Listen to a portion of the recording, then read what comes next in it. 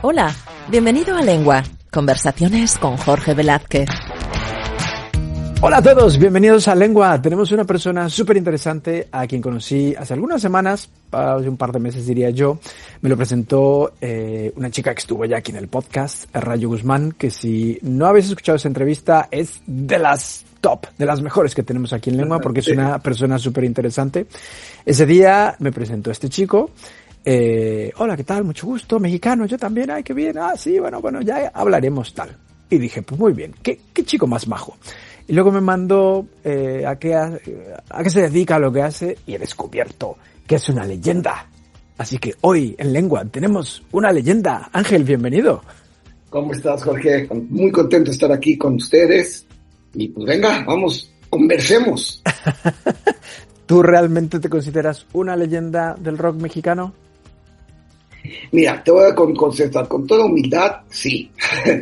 Porque lo que hicimos en los 90 fue, en el estricto sentido de la palabra, legendario, ¿no? Un movimiento que empezó siendo y continuó siendo milagrosamente contracultural, antisistema, procreación, muy contestatario. Logramos de alguna manera mantenernos congruentes con todos esos principios y con nuestra forma de generar en creación, reflejar en creación nuestras posturas de vida, y a la vez pasar por todo el proceso comercial, ¿no? Y hacer toda una industria que nos permitió vivir de ello, ¿no? Esa dualidad, yo no la he vuelto a encontrar en la vida con esa contundencia que la logramos en los 90 y parte de los 2000, ¿no? Que vivíamos por y para el rock y la creación, y a la vez muchísimo desmadre, ¿no? Muchísimo, pero vivíamos de ello y vivíamos bien y reinvertíamos mucho de lo que ganábamos en nuestro proceso creativo. Entonces, pues, los discos cada vez eran de mayor calidad, los videos, las fotos, las crónicas, y de ahí salieron muchísimos artistas que hoy pues, son parteaguas. Javier Velasco, yo lo conocí rolando con Caifanes, Gonzalo Morales, el Taca Fernández, el artista plástico, Néstor Quiñones en la famosa Quiñonera, ¿no? Que era el lugar más under de México, más under todavía que el Tutti Frutti. Y digo, muchos de ellos tuve Caifanes, es un fenómeno, donde se para llena, ¿no? Ahora Fobia le está yendo increíble en su gira, Café Tacuba ni se diga, Maldita Vecindad, está cumpliendo 40 años y están con todo. Yo sigo viviendo del cine y pues lo más cercano que puedo ahora es que soy sobre todo escritor de cine, y sigo viviendo de la rebeldía. No he caído en las garras todavía del sistema comercial que te mediatiza a cambio de meterte en una jaula de oro. Entonces, en ese sentido, creo que sí me considero y nos considero legendarios. Definitivamente. Bueno, no, hemos dicho tu nombre, eres Ángel Flores, pero no te hemos presentado como director, productor, guionista, dictor, incluso actor. Yo no sabía que eras actor también. Se trabaja con lo que hay. Si te llaman para hacer un comercial de chicles, tú dices que sí. Hay que decir que de entrada, si tú vuelas aviones, claro. Bueno, nuestro primer videoclip así fue. Yo no había dirigido nunca un videoclip, de hecho nunca había dirigido nada. Yo era editor y asistente de dirección y trabajaba básicamente haciendo comerciales, editaba comerciales y algunos documentales. Estando de vacaciones con Alex Sintek en Acapulco, él era amigo de mi hermano Eduardo, fotógrafo, el que fotografió Chilanga Banda, y Michelle Rockin, el baterista, era muy amigo mío desde chavitos. Y estando en una noche echando desmoche ahí en Acapulco, Sintek entendió mal de que yo era asistente de dirección y no se quedó con dirección. Entonces, no, pues ya me dijo, este güey es director. Y de repente en la madrugada me dice, oye, estoy por por hacer mis primeros 2 videoclips. ¿Te interesaría? Claro, Alex, ¿no? Sí, ¿tienes experiencia? Bueno, el videoclip básicamente se hizo a partir de nuestro trabajo, ¿no? Nosotros le pusimos el nombre, ¿no? Y así nos dieron los primeros 2 videoclips de Alex Sintek, que no salieron además al aire, porque la disquera le jugó chueco, entonces se enlataron esos videoclips. que nos lo dio básicamente por andar diciendo que sí a todo, ¿no? Pero en esos videos había detalles que le llamaron mucho la atención a Sabo Romo. Sabo Romo tocaba con Sintec cuando Sintec tocaba en vivo, y Sintec a la vez estaba produciendo el disco de un grupo de rap que se llamaba Caló. Hombre, inolvidables, estamos de acuerdo, también legendarios en su Exactamente. género. Entonces Sintec, convencido de que yo era un experimentado videoclipero, me recomienda con la disquera para hacer el videoclip de Ponte atento, ponte atento ya. Nos dieron un mojollón de lana, pero así, desproporcionado. En esa época éramos tan hippies que yo ni siquiera tenía cuenta de banco. Yo guardaba el dinero en un bote para la ropa sucia, en un doble fondo, ¿no? Vivíamos en un departamento en la Condesa que no tenía chapa. Entonces tú empujabas la puerta y entrabas. Y en algún momento alguien, no sé en dónde, empezó a correr la voz de que recibíamos a viajeros europeos y extranjeros ahí gratis. Entonces de repente cuando estábamos haciendo el de calor, de repente empezó a llegar gente que se instalaba en el departamento. Como yo tenía dos roommates, uno era mi productor, Ariel Montes, que en paz descanse, mi compadre, y Daniel Leiva. Yo siempre pensé que eran amigos de Ariel o de Daniel, y ellos lo mismo. Hasta que como un mes después dijimos, oye, ¿por qué hay tanta gente aquí? Esto que nadie los conocía, pero como no había chapa, pues pasaban de ahí. Y en esa época, haciendo el video de Caló, justo lo que pensamos es, oye, pues tenemos que meter rock, ¿no? De entrada, ni somos raperos, ni entendemos el rap. Entonces no vamos a hacer un video de rap, ¿no? Porque pues, no sabríamos ni siquiera cómo hacerlo. Hagamos los playbacks con ellos bailando, vamos a meterle efectos y postproducción. No sé si ese video, si lo ven, tiene algunos efectos que para la época eran muy avant-garde, ¿no? De repente a una de las chavas se le separan los labios y empiezan a cantar, ¿no? Había algunos efectos ahí muy coquetos, pero sobre todo hicimos unas secuencias tipo documental, ¿no? Con cámara en mano, de personas en el centro. Y Sabo Romo las vio, le encantó y nos recomendó con Marusa Reyes, mi querida Marusa, que ya era manager de Caifanes en esa época y estaban por sacar su tercer disco, El Silencio, que traía el sencillo Nubes y No Dejes Que. Nos habla Marusa y yo estoy seguro que Marusa se confundió también y pensó que yo era mi papá, porque mi papá también era Ángel Flores, ¿no? También para descanse mi viejo. Y también era director. Mi director. Entonces, porque nos hablaron, no sé, con toda, ¿no? ¿no? Ángel, oye, te queremos invitar a los videos. Por supuesto, Marusa, encantado. He estado esperando tu llamada. Mucha formalidad, ¿no? Llegamos a conocer, yo era ultra fan de Caifanes y de La Maldita. Y ella también manejaba La Maldita en esa época. Y llegamos a su oficina y salimos con los videos de Nubes. No Dejes Que, Pachuco y Un Gran Circo de La Maldita. Yo para entonces estaba estudiando cine en UCLA y me había venido, acababa de entrar a la escuela, y me había venido a pasar las vacaciones, iba a venir a pasar las vacaciones de Semana Santa, y es cuando aprovechamos a filmar los dos primeros, que fueron Pachuco y Nubes, que además coincidió con que pronto iban a ser los MTV y creo que los Billboard Awards, y los dos videos ganaron premios. Y de ahí, ¡pum!, todo cambió en nuestras vidas, todo cambió.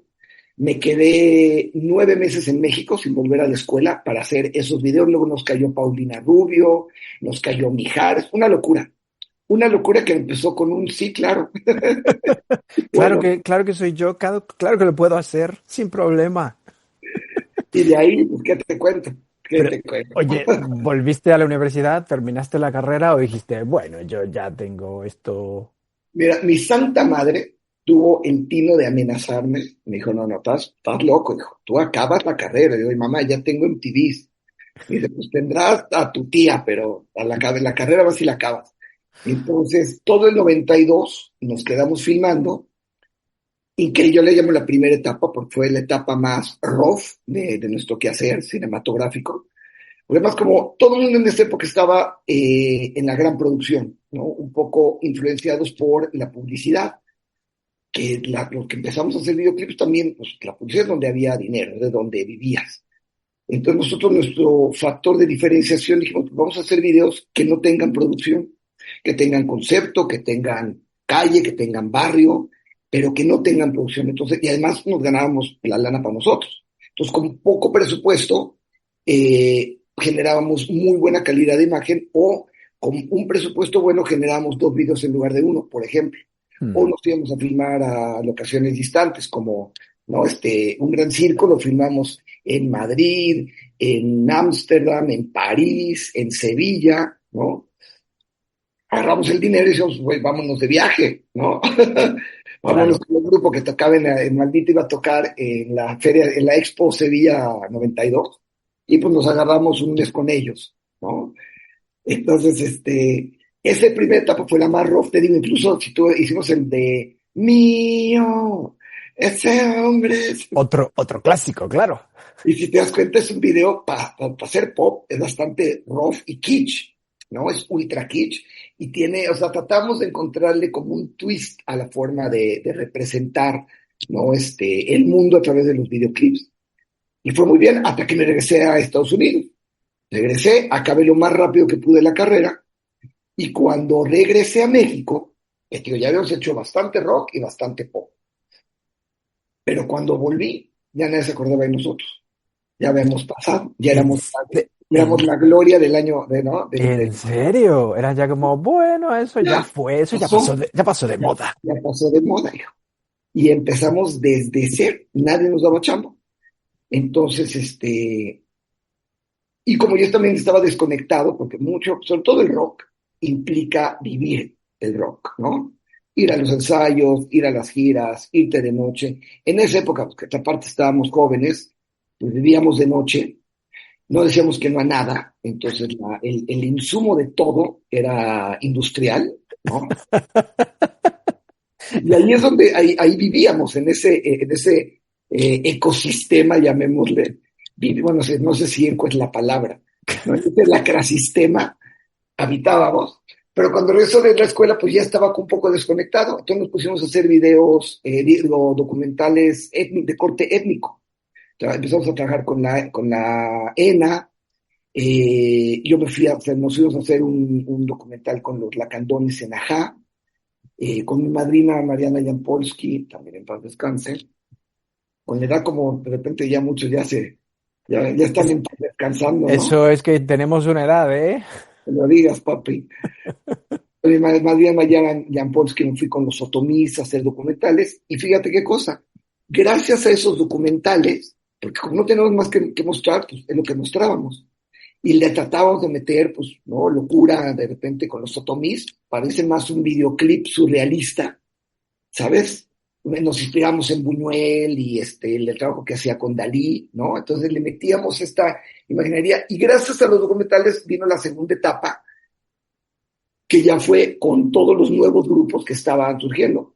En el 93 ya hicimos La Castañeda, Santa Sabina, La Lupita, ¿no? Entonces estos nuevos, conocimos a Control Machete, hicimos video con Control Machete, con Resorte, o sea, toda esta, todos y seguimos haciendo con los grupos grandes, ¿no? Volvimos con Caifanes, volvimos con La Maldita, hicimos la gira Molochete de Molotov con Control Machete, y esa fue ya la etapa fuerte del rock. Yo llamo la segunda etapa, porque por ahí del 95, que ya hemos ganado varios MTVs y habíamos hecho, yo creo que 100 videos hicimos en esa época, fíjate, ¿no? De todo. Hacíamos giras, hacíamos conciertos, y de repente en el 95 como que colectivamente nos dimos cuenta, varios, y además de que empezó a causar baja parte del personal, que o le parábamos al carnaval o literalmente nos íbamos a morir. Y en el 95 por varios lados le paramos a la fiesta, ¿sabes? Claro, Porque digo, no, esto en algún momento va a tener consecuencias, ¿no? definitivamente sí. Afortunadamente nunca llegaron las consecuencias. Puedes hablar, puedes No voy escribir, a hablar, puedes caminar, vale, menos mal. voy al baño solo. Ok, ok. Y esa fue digo, la segunda etapa de oro. Y luego ya vino la tercera, que empieza cuando conocimos a Café Tacuba, que para mí eso fue el parteaguas. Pero Así que para que no, porque ya me puedo seguir, si quiero hacerme otras preguntas. Pero entonces no conocías en la primera etapa y en la segunda etapa, como dices tú, no habíais trabajado con Café Tacuba, entonces. No, fíjate que había una, que más, ya viéndolo para atrás, era una bobada, pero había como esta regla no escrita, ¿no? De que los que rolábamos con la maldita no rolaban con Café Tacuba, aunque Café Tacuba pues, tiene más que ver conmigo porque somos del mismo barrio, somos de satélite, ¿no? Y a mí me gustaba mucho Café Tacuba, pero realmente no rolamos, tanto que la primera vez que Rocco y Rubén cotorrearon realmente fue en mi casa de Tepoztlán, ya en los 2000, ¿sabes? Cuando realmente se sentaron a tomar chelas y cotorrear fue en mi casa en Tepoztlán por ahí del 2002, fíjate. Pero no, nosotros no teníamos relación con Café Tacuba. Fue hasta el 96 que Juan de Dios Balbi, a quien quiero mucho, fue muchos años leyenda viva también del rock, y fue muchos años manager de Café Tacuba, nos llama para hacer precisamente Chilanga Banda. Y esa experiencia nos cambió totalmente. O sea, Café Tacuba para mí son una cosa, una liga aparte. Así como Caifanes, ¿sabes? O sea, para mí esos dos son los universos más potentes por todo lo que representan, ¿no? Haber trabajado en la primera etapa con Caifanes y en esta tercera, en la segunda, sobre todo, rodar con la maldita, y la tercera, la que lo definió, pues fue Café Tacuba. Además de que el método de trabajo, por primera vez, fue, no por primera vez, porque sí había un método de trabajo muy intrínseco desde el principio, con Caifanes, con los malditos, pero con Café Tacuba pasó algo distinto. O sea, hacíamos una conceptualización desde cero, previa incluso a tener el guión, ¿no? Que podía durar 3, 4 semanas, ¿sabes? Y los Tacubos traían una visión, no te digo que mejor o peor, ¿no? Pero traían como otra forma de trabajo. Y con ellos hicimos varios, hicimos Chilanga Banda, No Controles, Déjate Caer, Volver a Comenzar, ¿no?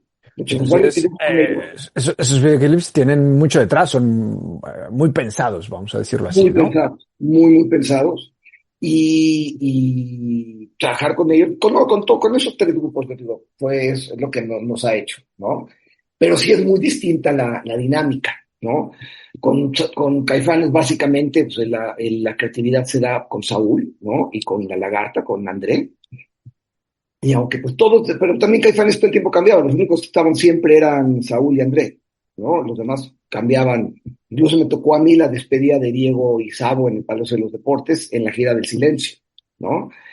Ya luego regresaron, se fueron, Markovich, ya sabemos todo por los que ha pasado.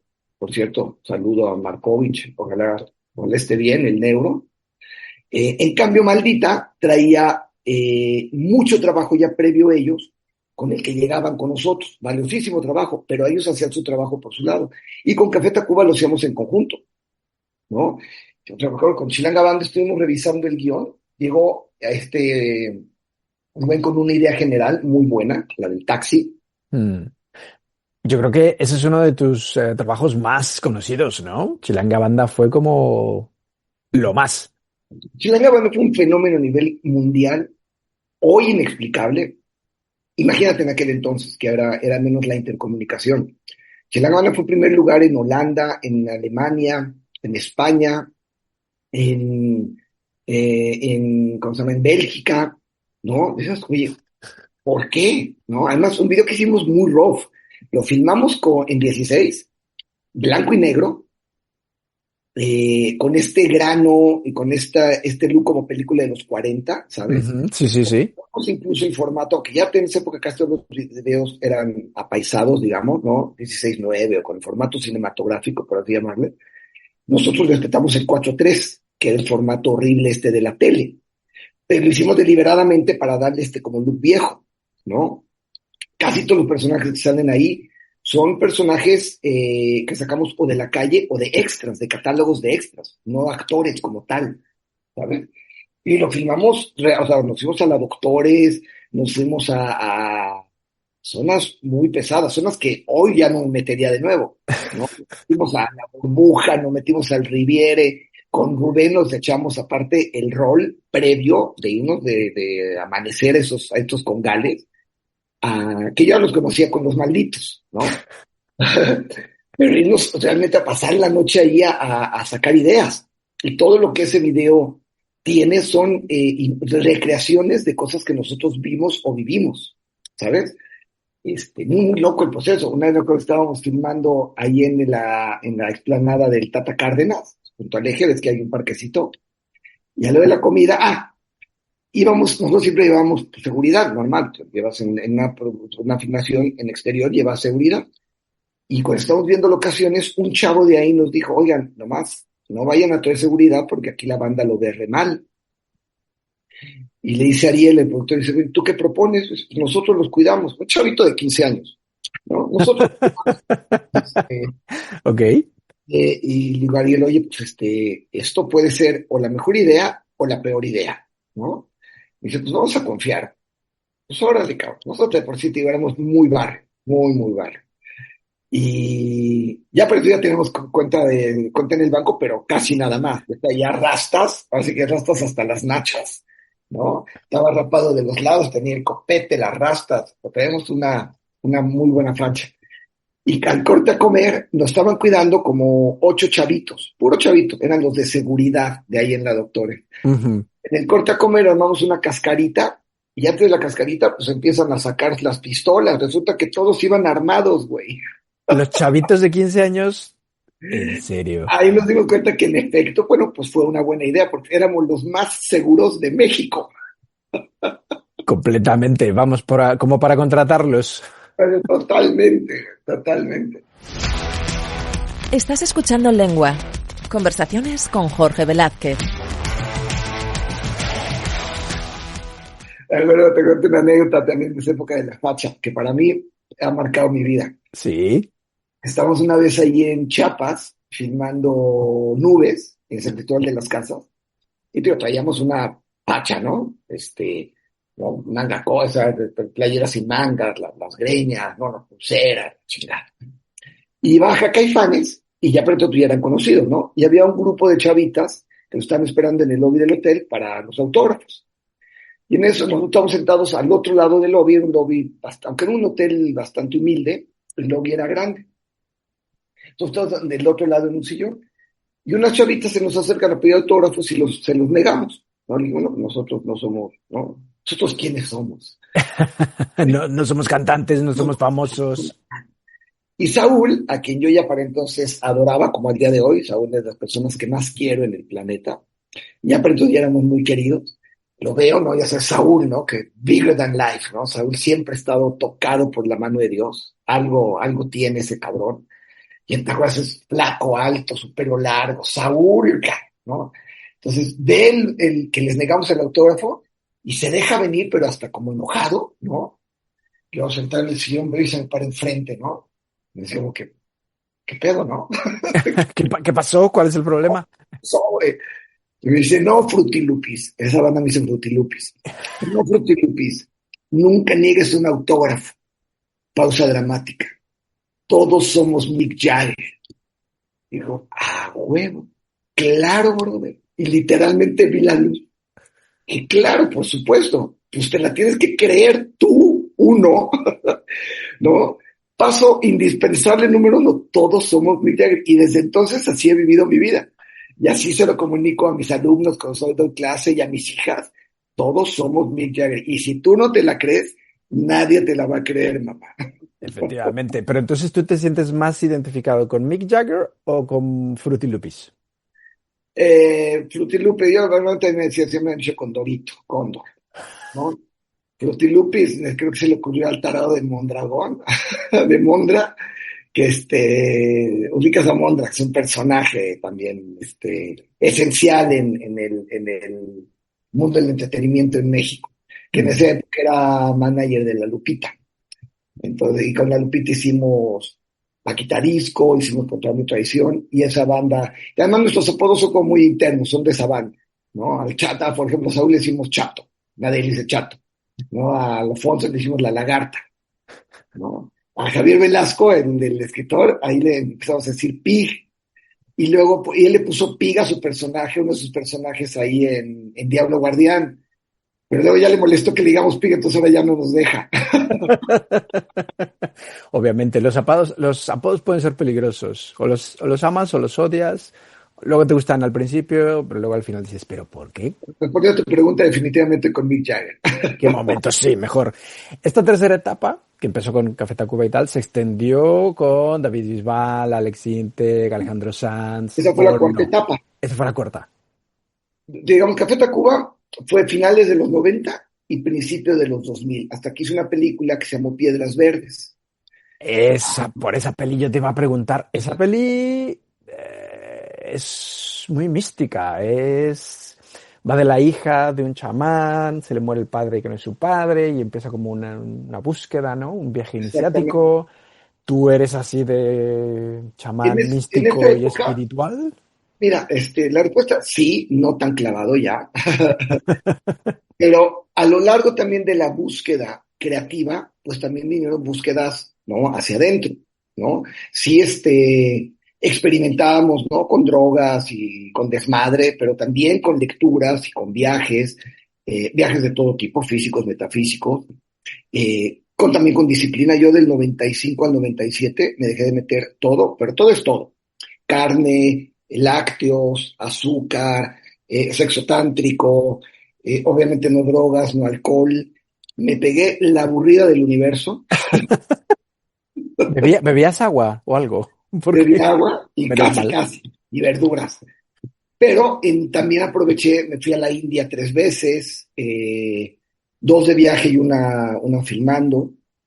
Empezamos a ir al desierto, de hecho a nosotros íbamos al desierto, a Rubén y a Salvador de la Castañeda al mismo tiempo, viaje increíble. Todavía en aquel entonces viajábamos en tren al desierto, antes de que el nefasto de Cedillo acabara con los trenes. Ujú. Entonces, esa película es el resultado de estas incursiones espirituales, ¿no? Y no es como nuestro homenaje al desierto, porque sí, el desierto nos cambió, ¿no? El conocer todo lo que significa el desierto, no solo en la experiencia de ir pues, hacer ceremonias, sino también de conocer a los hermanos Wiraríka y de hablar con ellos y aprender de ellos, y de hecho incluso hacernos amigos, ¿no? Llegamos a hacer relación con algunos maracames que luego se quedaban en nuestra casa cuando venían a México, hacíamos ceremonias, nos invitaban a caminatas, cotorreábamos con ellos en plan amigo, ¿sabes? Nos echamos unos mezcales, y tuvimos la maravilla de conocerlos también como, ¿no? Porque uno tiende también a idealizar a la figura chamánica, ¿no? Y pues claro, son seres que están 40 pisos por arriba de nosotros, pero al mismo tiempo son personas con temores y con huellas de dolor y que cometen errores y que son pasionales y que la riegan, ¿sabes? Entonces, conocer también la parte humana, la parte cercana, la parte mezcalera de un maracame, y luego también pues, cuando lo podíamos abrazar como amigo, nos hizo ver otro tipo, desde otra perspectiva, desde otro emplazamiento de cámara, también la espiritualidad, ¿sabes? Y eso fue lo que mucho después eso se terminó en Piedras Verdes. Pero, ojo, el soundtrack fue un éxito, tanto que yo creo que el primer año ganamos más lana del soundtrack que de la película. Y mira que la película le fue afortunadamente muy bien. Pero el soundtrack teníamos material original de Café Tacuba, el sencillo del Gran Silencio, fuimos creo que 3 semanas primer lugar nacional, güey. Déjenme, si estoy llorando, no. También una super canción, claro. No, que además también salió de una casualidad, fíjate. Le habíamos pedido que hicieran una rola original porque hicimos varias cosas en ese soundtrack. Juntamos a Botellita y Jerez porque estaban separados. Le dimos a Rocco que era su primera rola solista. Él como solista se llamaba Tequio. Nos hizo una rola. Estamos filmando con Resorte y le pedimos también una rola a Resorte, que era un grupo que luego ya le agarré muchísimo cariño, aparte que a Juan lo conozco desde que he cantado en una banda del Satélite en los 80. Y a Gracias les habíamos pedido que hiciera una rola. Es que participó Oscar Chávez, está Lila Downs, ¿no? Y a Gracias les habíamos pedido una rola original y se les fue el avión, literal. Y un día voy con Camilo Lara, ahora el del Instituto Mexicano del Sonido, que en aquel entonces era el director artístico de EMI, que son con los que hicimos el soundtrack, y vamos a Rocotitlán, al mítico Rocotitlán, güey, a que nos pusieran la rola del Gran Silencio, y llegamos y no tenían, pero güey, o sea, deja tu demo, no tenían, no habían compuesto un compás, güey. O sea, ¿No? se les había olvidado por completo. Se les pasó olímpicamente, güey, pero ni siquiera tuvieron, hasta cuando le dije, bueno, pues nos vemos en Rocotitlán, dijeron, pues qué buena onda que nos vienen a ver, ¿no? Y pues nos montamos en Panther y dijimos, oigan, güey, ya les habíamos dado la lana, güey. En aquel entonces eran $5,000 estábamos dando por cada rola, que era muy buen billete para hacer una rola. Uh-huh. Entonces, no, ¿cómo le hacemos? ¿Cómo le hacemos? Y Camilo, creo que yo digo que fui yo, seguramente Camilo dice que fue él. Uno de los dos, se nos dijimos, bueno, pues hagan un cover, ¿no? Pues órale, ¿qué cover? Pues es más rápido hacer un cover que una rola original, ¿no? Y eso sí fue Camilo el que dijo, pues güey, él había puesto en el soundtrack la versión original de Los Ángeles Negros de Déjenme si estoy llorando, que luego resultó que era la rola de novios de mis papás, güey. ¿En serio? Una de 1,000,000, güey. Cuando lo puso, le dije, oye, yo te contesto, me dijo, no, esta es la rola que oían mis papás de novios. Entonces Camilo dice, pues hagan un cover de Déjenme si estoy llorando. Se clavaron estos güeyes y creo que en 24 horas sacaron la versión. Nos dieron un demo, nos encantó. Es el que agarramos de sencillo y pum, vale, fue un éxito. Y fue del soundtrack, a mí me encanta. Escúchenlo, si tienen chance, ahí está en la red. Es un súper soundtrack. Entonces, una película que aparte no solo fue nuestro homenaje al desierto, sino que también fue nuestro homenaje al rock, ¿sabes? Como que fue cerrar estas etapas. Pero yo después de la película, la compañía que había yo fundado con Paco del Valle, mi compadre, productor, ya había incursionado también en la publicidad, y a mí nunca me gustó la publicidad, me gustaba cobrar la publicidad. Era muy buen dinero, pero no era lo tuyo. Nunca me gustó, y siempre pensé que como director, y lo he visto en varios colegas míos, literalmente te chupa, ¿sabes? O sea, te chupa la creatividad, te chupa el espíritu, te chupa la médula, ¿no? Es tan fácil en cierta forma, ¿no? Con muy poco esfuerzo generas un capital, ¿no? Notable, tienes el equipo que quieres, cabrón, tienes tanta lana, tanto tiempo, tantas cámaras, para 30 segundos, pues algo tiene que pegar, ¿sabes? Claro. Entonces, es como te hace vago, ¿no? Te vuelves... Y además si tienes talento, pues güey, tú ves el negro, González Ñaro, y tú ves los comerciales que hacía. Yo además no tenía especial talento, entonces me separo de mi socio, él se queda con la compañía, sigue haciendo comerciales, y yo me mudo a Tepoztlán, yo vivía en esa época en Los Ángeles, y yo me mudo a Tepoztlán y tuve 4 hijas. Pero así, de la nada, de repente. De pronto salieron 4 hijas. Oye, pero eso no es resultado del sexo tántrico, ¿eh? No, ahí ya no era tántrico. Ahí el resultado de que no habían inventado Netflix. Exacto. ¿Qué hacemos? Pues venga, hacemos otra hija. Otra hija. No me caben 3, comen 4. Claro. Y me separé un poco de los videoclips y regresé justo ya más centrado en los 2000 con Belanova, de nuevo con Café Tacuba, con Calle 13, con Bisbal, y ya entrado en los 2010, ¿no? De hecho Bisbal y Alejandro Sanz creo que ya fueron 2012, 2013, ¿no? Entonces yo la cuarta etapa, el cuarto, en términos de fútbol americano, el cuarto fue, digamos que al final de los 2000 y hasta mediados por ahí de 2015, 2016, que fue cuando ya de repente, pues sí, ya no rolé más con la música. Sigo conservando amistades maravillosas, pero, por ejemplo, ahorita irme a una gira, ¿no? Todavía en esa época me aventé la gira de Jaguares, por ejemplo, maravilloso. Ahorita ya irme de gira. Los mismos backstage ya parece parque geriátrico, güey. No, digo, oye, güey, lo más sano del mundo ahora un backstage, güey, ¿no? El otro día que nos invitaron los de Molotov aquí en Madrid, llevé a mis hijas de 20 años, yo ayer era el único que estaba echando un mezcal, ¿no? Pero hasta así como escondidos, ¿no? Y le digo, oye, ¿cómo ha cambiado esto, no? Se te estar aquí discretamente echando el mezcalito, güey. Parecía que estabas haciendo algo malo, estabas pecando. Exacto, Un sí. mezcal, ¿cómo se te ocurre? Olvídate de drogas, ¿dónde están las groupies? No, güey, ahorita es lo más sano que hay. El cuento ha cambiado mucho.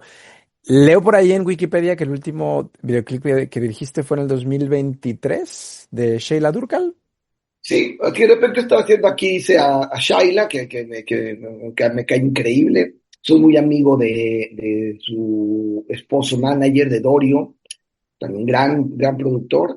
Con él tiene un proyecto que se llama Lisboa 77 con Leo Chiprut. También les hice un video, hice uno también de Sintec hace poco, hice uno de La Guzmán, a quien adoro, ¿no? A mi Ale la amo, un par de videos le hicimos. Sí, hemos seguido haciendo, le hice aquí a un amigo músico francés, español, que se llama Pascal, también muy padre, pero no, ya no, luego con algo de nostalgia, porque sí, el videoclip creo que es un medio absolutamente propicio para soltar la creatividad cinematográfica. Mm. Y sí me gustaría saber, pero pues como ya no rolo, digo, con músicos, ¿no? Ya no, ya no, ya no es tan seguido que tenemos la boca.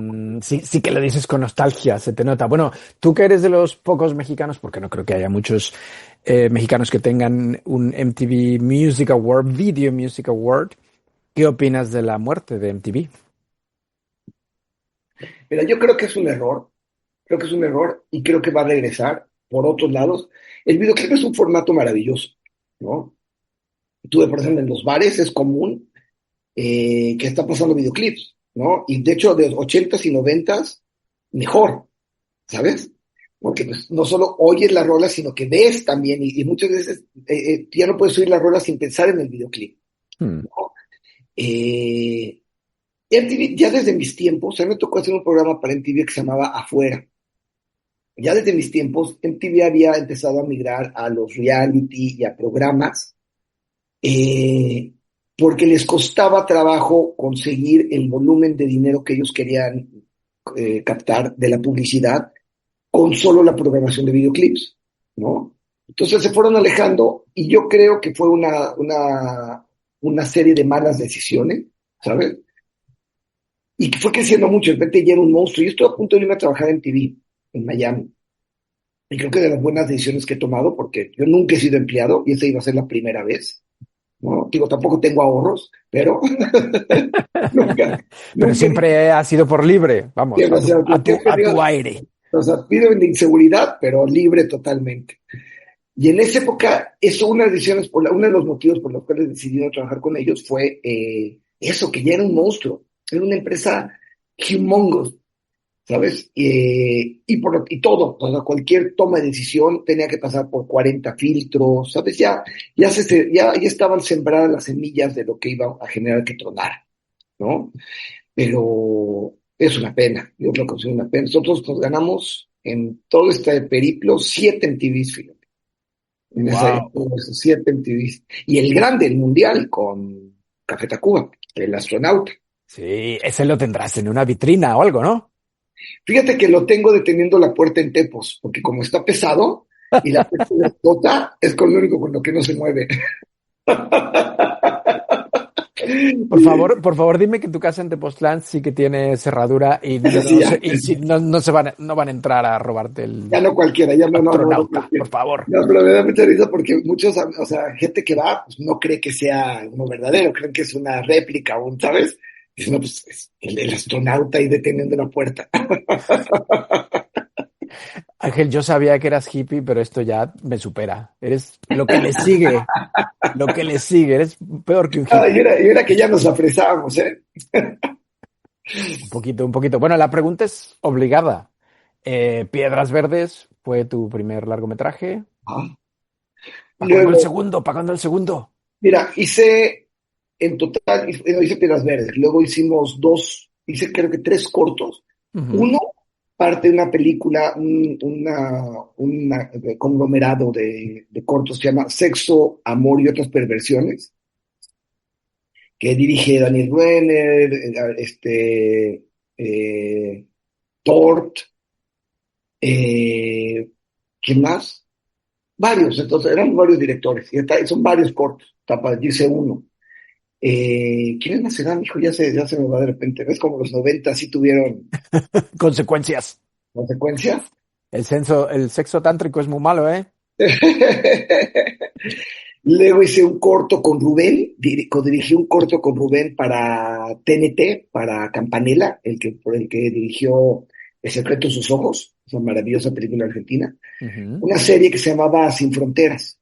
Y agarraron duplas de directores, no me preguntes por qué, en distintos países, y Rubén y yo fuimos la dupla mexicana. Hicimos un corto que se llama Entre lo profano y lo divino, que también tiene que ver con el desierto, que también fue como otra parte de nuestro homenaje al desierto de Rubén y mío, porque ese viaje que hicimos Rubén y yo al desierto con Salvador fue alucinante en el estricto sentido de la palabra, ¿no?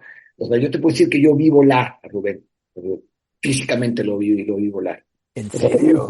sí, lo vi elevar, desprenderse, o sea, sus pies no iban pegados a la tierra. Y no estabas fumado ni... Sí, sí, pero yo creo que sí lo vi, o sea, porque no, otras veces también he estado así y más, y no es una imagen que. Entonces, y luego hice una película que era un experimento, que iba a ser un corto experimental, y de pronto mi jefe, que era mi socio, mi mejor amigo, consiguió 20 millones de pesos, una cosa así, y acabó de hacer una película que se llama Allá y Entonces, con Enrique Paleta, salgo actuando yo, sale también Martín Altomaro, y fue muy raro, una película que de repente se hizo película, porque era un experimento, ¿sabes? No me encanta el resultado, pero no la pasamos increíble. O sea, realmente muy, muy bien. Experimentamos mucho también con la música. Es un proyecto que yo tengo mucho cariño. Curiosamente ganamos más lana que con Piedras Verdes, ¿no? ¿En serio? Sí, pero también fue una película, como en la vida, ¿no? Ya ves que lo más sano usualmente es aburrido. Y lo que más divierte te hace daño, ¿no? Yo no sé por qué. Y pues de los errores es de donde aprendes. Yo con esa película aprendí mucho de los errores que cometí en ese proceso de hacer una película, porque filmar es un privilegio, es un regalo, ¿no? Es tan difícil lograr una película y de repente las cosas que te caen las das por hecho, ¿no? Y en cambio cuando te sale algo mal, puta, estás azotándote, ¿no? Y cuando algo te sale bien, de repente no te das el paso atrás, de repente, hasta de gratitud, de dar las gracias, de valorar, ¿no? En este caso, el privilegio que es hacer una película. Y yo creo que esa película salió tan fácil o sea, el financiamiento, de repente está emocionando, que no le dediqué la atención que el acto cinematográfico requiere, ¿sabes? Entonces, y aprendí mucho, y como que revaloré también el oficio. No dije, bueno, ok, ya hiciste tu mala película, todos tenemos derecho a hacer una mala película, y aprendí muchísimo, y te digo como que mi compromiso y mi amor al cine se reconstruyó a partir de esa película, ¿no? Y yo creo que mucho, gracias a eso, es que ahora vivo básicamente de escribir cine, cosa que yo nunca pensé que se pudiera lograr. Cuando mi esposa, Vanessa Changuerotti, me lo propuso en la pandemia, pues en la pandemia llevamos un año sin filmar. Yo dije, bueno, me voy a morir de hambre, literal, ¿verdad? Literal, me voy a morir de hambre. Vendí un terreno, me dio COVID, me está muriendo de COVID, no, Wow. fatal. O sea, el O sea, 2020, luego salgo del COVID, literalmente estarme muriendo, y yo acabo de cobrar una lana en efectivo, la tenía en el cajón, ¿no? Luego la abrí el cajón nomás para ver el billete. el fajo de billetes, sí. Fajo de billetes, eran 2 fajos de billetes. Y cuando salgo del COVID, hago una comida familiar para celebrar que salí el COVID, salgo allá a la privada donde vivía con mi mujer, en Coyoacán, me pongo a jugar carritas con mi hija, me caigo, me fracturo la clavícula en 2 partes, pues se fue el fajo de billetes así como llegó. ¿En serio? Bueno. Entonces el 2020 estuvo, pero de a O tiro. sea, es un año para olvidar, definitivamente, ¿eh? Pero volvemos, son lo que te forja, ¿sabes? Esos son los que te forja. Y yo la experiencia porque realmente contigo me iba a morir, me iba a morir. Una noche, estoy oxigenando yo muy poco, muy, muy poco. Me sentía fatal, pero como no tienes idea. O sea, la peor cruda del mundo por riesgo, ¿no? Me dolían los ojos al ver, me dolían las manos al tocar, la planta de los pies al pisar, me dolía hacer pipí, me dolía tragar saliva, güey, ¿sabes? Bueno, ¿no? Y una noche, esto fue así, es más, yo pensé que me había dado dengue, porque veníamos precisamente de unas vacaciones en Oaxaca, con Cordillo, bueno, nos fuimos en la pandemia, pero nos fuimos de su cumpleaños, nos fuimos a la casa de unos tíos suyos. Y regresando a México me empezó a sentir mal, y una noche me levanté y dije, oye, esto ya se pasó, ya empastillado, pero no me hacían. Entonces me voy al baño en la madrugada y me veo en el espejo y dije, este güey se va a morir. Así se ve la gente que se muere, ¿no? Uy, estabas fatal. Cenizo, los ojos metidos negros, haz de cuenta que me había puesto pupilentes, la boca seca, no, fatal. Dije, pues, ¿y si me muero? Yo en ese no me había caído el 20 de que no estaba oxigenando, pues que estaba literalmente asfixiando. Que respiraba, pero los pulmones no estaban captando oxígeno, no estaban descomponiendo las moléculas para... o sea, el oxígeno no más es el que te entre, tu cuerpo lo descompone y mantiene las partículas de oxígeno. O sea, claro. Aquí no. Y entonces, ¿Qué pasará? ¿Ángel morirá o no morirá? Bueno, averígualo la próxima semana en el siguiente episodio de Lengua. Obviamente no murió, pero de ahí salió una cosa súper buena. ¿Quieres saber cuál fue? Bueno, pues escúchanos la próxima semana aquí en Lengua. La verdad es que estuvimos charlando más de una hora, Ángel y yo. Fue súper generoso, así que hemos decidido dividir su entrevista en 2 episodios. Acabas de escuchar el primero y la próxima semana tendrás publicado el segundo. Te esperamos aquí en Lengua. Por cierto, gracias a tus comentarios hemos decidido suprimir la música a lo largo de la entrevista porque más que otra cosa distraía. Completamente de acuerdo. Así que ya no hay música, simplemente la voz de nuestro invitado para que no pierdas ningún detalle de su charla. Nos vemos la próxima semana. Gracias por seguir aquí en Lengua. Gracias por habernos acompañado en este viaje a través de una historia inspiradora e interesante. Te esperamos la próxima semana, aquí, en Lengua.